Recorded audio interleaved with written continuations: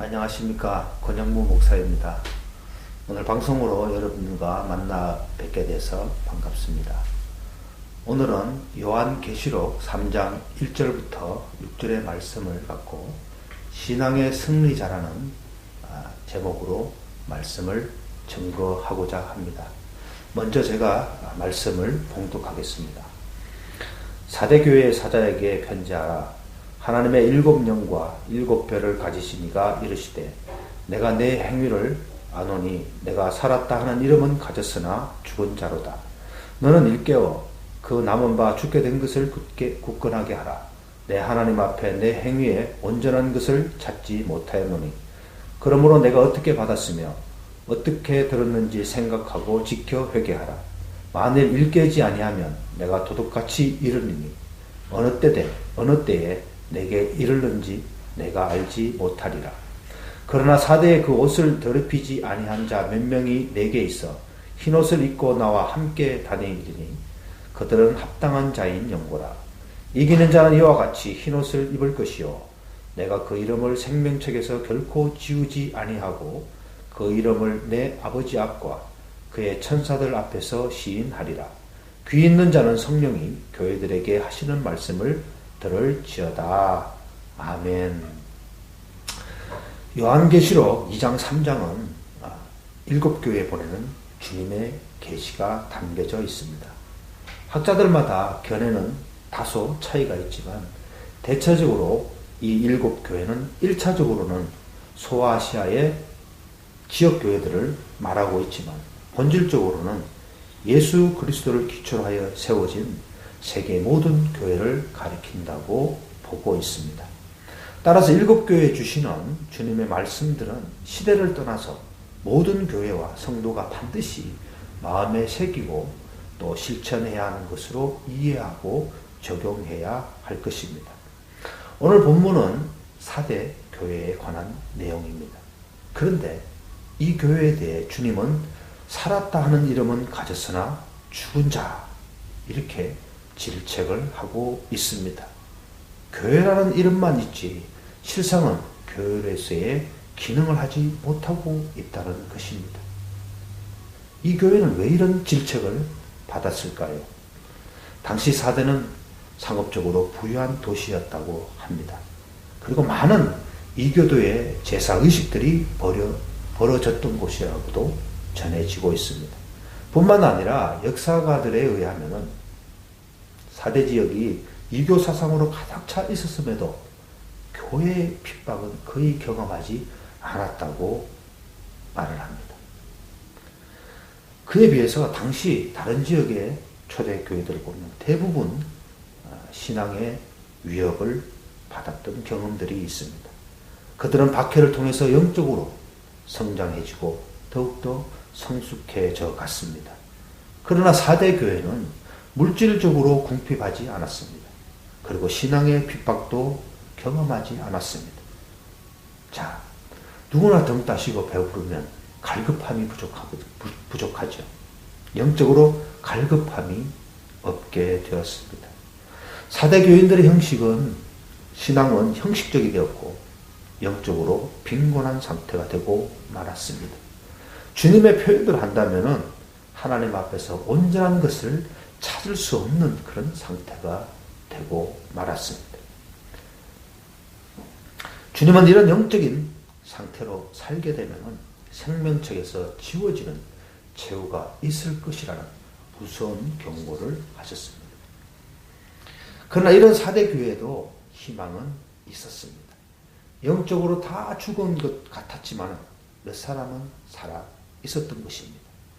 주님은 이런 사람들을 보고 이기는 자라고 칭찬을 하셨습니다. 신앙의 승리자로 인정을 하신 것입니다. 그리고 이기는 자의 이름은 생명책에서 반드시 지우지 않을 것이다. 이렇게 약속을 하셨습니다. 우리가 신앙의 승리자가 되어야 하는 이유가 바로 여기에 있습니다. 우리가 심판대에 섰을 때 생명책에 우리의 이름이 지워지지 않고 주님이 우리의 이름을 아버지 하나님과 천사들 앞에서 시인하시는 그런 영광스러운 마지막 날을 우리가 가져야만 하기 때문입니다. 자, 그러면 어떻게 우리가 살아야지 신앙의 승리자로 마지막 날에 주님께 기억이 될 수 있을까요? 4대 교회를 향해 질책하고 권면하신 주님의 말씀 안에서 우리는 그 길을 찾을 수가 있습니다. 그 길은 두 가지 신앙의 자세로 분류하고 모을 수가 있고 그것을 적용할 수가 있겠습니다. 먼저 첫 번째는 우리가 신앙의 승리자가 되기 위해서는 철저히 말씀을 증거하는 삶을 살아가야 한다는 것입니다.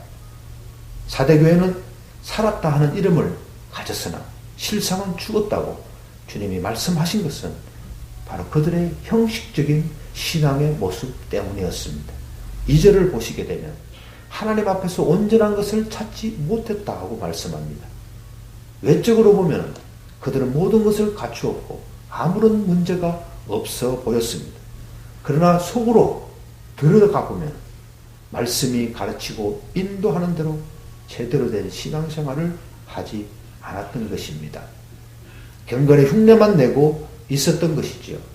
마태복음 23장에서 경건의 모습만 가졌던 바리새인들을 질타하신 주님의 음성을 우리는 기억해야 합니다. 경건의 모습만 있다고 해서 경건이 아닙니다. 경건의 모습만 있는 사람은 신앙에서 이기는 자가 되지 못합니다. 그런 사람은 조그만 환경이 변해버리면 신앙생활을 포기해버리고 맙니다. 주님의 귀한 피값으로 우리는 소중한 구원의 은혜를 입었습니다. 그러나 사단은 우리를 유혹해서 이 구원의 은혜가 얼마나 큰 복인지를 깨닫지 못하도록 만듭니다. 우리가 반드시 신앙의 승리자가 되어서 생명책에 우리의 이름이 절대로 지워지지 않아야 합니다. 그러기 위해서는 철저히 말씀대로 살아야 한다는 것입니다. 어떤 모습이 철저히 말씀대로 사는 삶인가? 3절에서 주님은 분명하고 명쾌하게 말씀하고 있습니다. 내가 어떻게 받았으며 어떻게 들었는지 생각하고 지켜 회개하라. 자, 이 말씀을 우리가 좀 더 생각해 본다면 먼저 말씀을 기억하고 지키라는 것입니다. 말씀을 기억하고 지키는 것이라는 것입니다. 기억하고 지키라는 것은 주신 말씀을 그저 아멘 하는 것으로만 끝나는 것이 아니라 행동으로 실천해서 그 말씀이 우리의 삶을 통해서 증거되어야 한다는 말입니다. 우리가 말씀을 실천으로 옮기는데 실패하는 그런 일이 종종 있습니다. 왜 그럴까요? 내 판단과 내 생각이 앞서기 때문입니다. 이성을 앞세우면 머리는 뜨거워지고 가슴은 차가워지는 그런 기형적인 신앙이 되고 맙니다. 아무리 훌륭한 신학자라도 하더라도 하나님의 진리에 대해서 정확하게 완벽하게 알 수 있는 사람은 아무도 없습니다. 이성으로는 결코 하나님의 말씀을 완전히 이해할 수 없습니다. 말씀은 이해하는 차원이 아닙니다. 진리이기 때문에 우리는 그대로 믿는 것입니다. 그것이 진정한 신앙이요. 그것이 진정한 신앙이요. 하나님 앞에서 겸손한 자세인 것입니다. 그것을 거부한다면 하나님과 진정한 교제가 이루어질 수가 없게 됩니다. 하나님과의 교제가 없는 신앙은 말 그대로 이름만 있고 죽은 4대 교인들과 같아지고 맙니다. 말씀을 기억하고 반드시 지켜야만 하는 것이 우리들이 철저하게 말씀을 기억하고 지키는 삶의 우선이 되는 그런 모습입니다. 그 다음은 회개가 필요하다고 말씀합니다. 말씀을 기억하고 지키려 한다면 자신이 그동안 얼마나 말씀대로 살지 않았는가를 깨닫게 됩니다. 하나님보다는 나 위주로 살아왔던 그런 부끄러운 자신을 발견하게 되지요. 회개는 이렇게 우리를 말씀 앞에 바로 서도록 해줍니다. 의심하는 그런 마음들을 믿음으로 받고 바로 세워주기도 합니다. 이처럼 우리가 신앙의 승리자가 되기 위해서는 말씀에 철저히 순종해야 또 회개를 통해 내 뜻을 내어버리고 말씀이 이끄는 대로 살아가야만 합니다. 사단의 견고한 진을 파할 수 있는 하나님의 검, 곧 말씀이 내 삶을 통해 증거되도록 살아서 신앙의 승리자가 되어야 하겠습니다. 두 번째로 우리가 신앙의 승리자로 사는 길은 철저히 구별되어 살아가야 한다는 것입니다. 성도라는 말은 구별된 무리라는 뜻이지요. 무엇과 구별된다는 말입니까? 세상과 구별되어 산다는 말입니다. 그래서 세상의 가치관이나 문화에 타협하지 않고 베드로전서 1장 15절의 말씀처럼 우리를 자녀 삼아주신 거룩하신 하나님처럼 모든 행실에 거룩한 자로 살아가야 합니다. 우리가 구원되는 순간부터 사단은 아주 바빠집니다. 영적 전쟁이 본격적으로 시작되는 것이지요. 다시 우리를 사단의 수하로 뺏으려는 그런 사단의 시도는 아주 교묘하고 다양하게 이루어지고 있습니다. 우리의 생각을 움직이고 환경을 조정해서 우리를 흔들어댑니다. 그래서 세상과 구별되지 않고 섞여서 살도록 그렇게 만들어가지요. 사대교회를 보십시오. 물질적으로 풍요로웠고 신앙의 박해도 없었습니다. 그러다 보니 세상과 구분이 아주 모호해지기 시작했습니다. 주님은 이런 사대교회의 모습을 옷이 더럽혀진 그런 상태로 말씀을 하셨습니다. 구별되지 못하면 영적으로 타락할 수밖에 없게 됩니다. 주님은 우리들에게 세상에서 빛과 소금의 역할을 감당하도록 기대하셨습니다. 그런데 오히려 세상 풍습에 섞여지고 말았던 것입니다. 종교개혁이 일어나서 개신교가 발생한 것도 바로 로만 카톨릭이 그 신앙이 형식화되고 세속화되었기 때문이었습니다. 좀 부끄러운 이야기지만 목회자가 교회 공금을 횡령했다더니 성적인 문제를 일으켰다느니 하는 그런 뉴스를 접하게 되면 정말 저는 믿지 않는 친자들을 보기에 낯이 뜨거워서 어쩔 줄을 모르는 적이 한두 번 아니었습니다. 비단 목회자뿐만 아닙니다. 성도들도 마찬가지입니다. 우리 그리스도인들이 세상에 손가락질을 받게 되면 그 손가락질은 나만 가리키는 것이 아니라 바로 하나님께 향한다는 것을 항상 잊지 말아야 하겠습니다. 우리가 하나님의 살아계심을 한시도 잊지 않고 산다고 하면 세상과 구별된 삶은 크게 어렵지 않습니다. 사대교회 성도 대부분은 영적으로 나태해지고 형식만 남은 신앙이 되었지만 그래도 그 가운데서 철저하게 구별되어 살았던 성도들도 있었습니다. 아쉽게도 몇 사람밖에 없었던 것 같지만 그래도 이들이 지켜낸 신앙은 밭에 감추어진 보화처럼 값진 것이었습니다. 5절에서 주님은 이런 사람들에게 약속을 하십니다. 그 이름을 내 아버지 앞과 그의 천사들 앞에서 시인하리라. 심판대에서 이런 영광이 있도록 세상 속에서 철저히 구별되어 사는 신앙의 승리자가 다 되어야 하겠습니다. 말씀을 마무리 짓도록 하겠습니다. 예화를 하나 들 건데요. 어느 교회에서 주일 예배를 드리는데 목사님의 설교가 아주 감동적이었다고 합니다. 하나님의 말씀에 감동을 받아 모든 성도들은 회개하며 감격해 했습니다. 교회 전체가 은혜요, 눈물이요, 기쁨이 되는 그런 축복의 자리가 되었습니다. 그런데 웬일인지 한 사람만은 아무런 감동 없이 멋쩍은 듯이 앉아있는 것입니다. 그래서 옆에 앉아있던 한 집사님이 물었습니다. 오늘 목사님의 말씀이 마음에 와닿지 않으신가요? 이 사람은 심각하게 이렇게 말했다고 합니다. 나는 이 교회 성도가 아닙니다.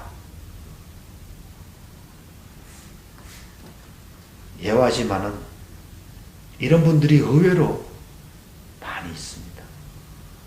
자기 교회에서만 형제 자매고 다른 교회 교인들은 남이라고 생각하는 분들, 자기 믿음만 올바르고 다른 사람의 믿음은 이상한 시선으로 바라보는 분들 모두가 본질이 빠진 형식적인 신앙인의 모습입니다. 이런 일들이 우리 가운데 너무 많다 보니까 성도의 삶과 세상의 삶을 혼돈하며 살고 있으면서도 느끼지 못합니다. 삶의 기준이 주님의 말씀이 되지 못하고 세상의 방식에 따라 살아가면서도 깨닫지 못하고 있습니다. 구별되어 살지 못하고 섞여서 살다 보니까 내가 누군지 모르면서 그렇게 살아가고 있는 것입니다. 사대교회처럼 이름은 가졌으나 실상은 죽은 자처럼 살아가고 있습니다.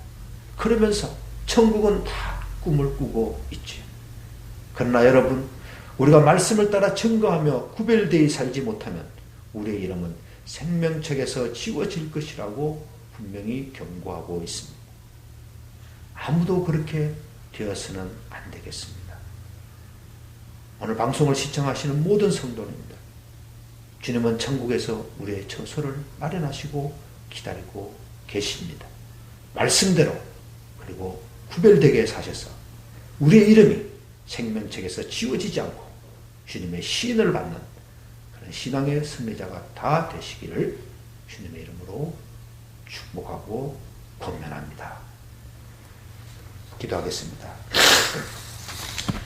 사랑의 아버지 하나님, 오늘 말씀을 통해 하나님을 향한 우리들의 신앙의 모습에 대해 은혜를 나누게 하심을 감사드립니다.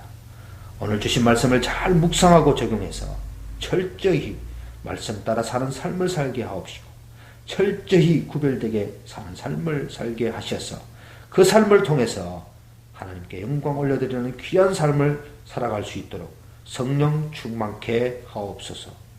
예수님의 이름으로 기도드리옵나이다. 아멘.